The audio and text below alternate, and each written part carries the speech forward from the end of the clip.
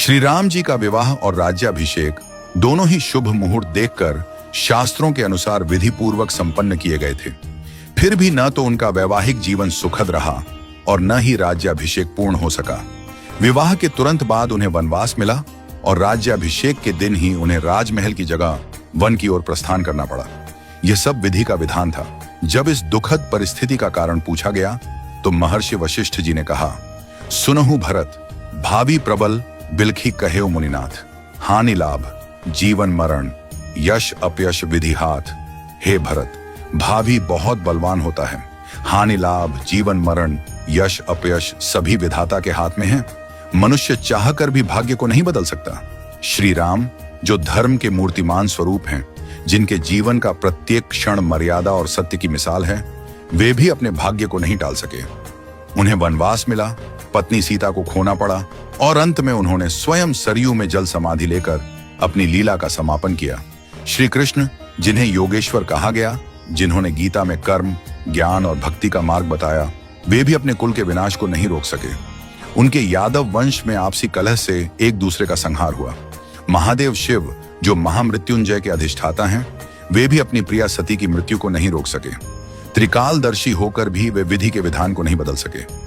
रामकृष्ण परमहंस जिन्हें दिव्य सिद्धियां प्राप्त थीं और जिन्होंने हजारों लोगों को ईश्वर का मार्ग दिखाया, वे भी कैंसर जैसी बीमारी को नहीं रोक सके।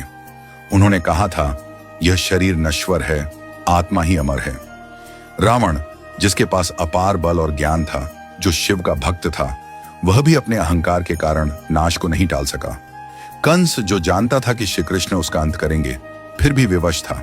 इन सभी घटनाओं से यही सिद्ध होता है कि मनुष्य अपने जन्म के साथ ही जीवन और मरण, यश और अपयश, लाभ और हानि, स्वास्थ्य और रोग, शरीर का स्वरूप, परिवार, समाज, देश और स्थान, इन सब का निर्धारण करके आता है।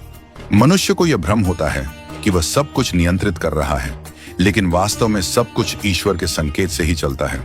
इसीलिए साधक को चाहिए कि वह मन, वचन और कर्म से सहज, सरल और सदाचारी बना रहे, सदैव प्रभु का स्मरण करता रहे और अपने कर्तव्यों को श्रद्धा और निष्ठा से निभाए।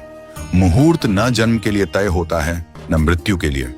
जब जन्म और मृत्यु ही निश्चित नहीं होते, तो बाकी सब कुछ क्षणिक और अस्थायी है। केवल प्रभु का नाम ही शाश्वत सत्य है। इसलिए सदैव ईश्वरमय रहो और आत्मा को परमात्मा के निर्देशों में लीन कर दो। यही सच्चा जीवन है। नियति को स्वीकार करना और प्रभु में समर्पित रहना। हमेशा अपना कर्म करो और बाकी सब कुछ प्रभु के ऊपर छोड़ दो। वही सब करने वाले हैं। हम और आप तो बस कठपुतली हैं जो प्रभु की इच्छा से चल रहे हैं। तो जैसा प्रभु को चलाना है वैसे ही चलते रहो और जैसा प्रभु को करना उसको होने दो।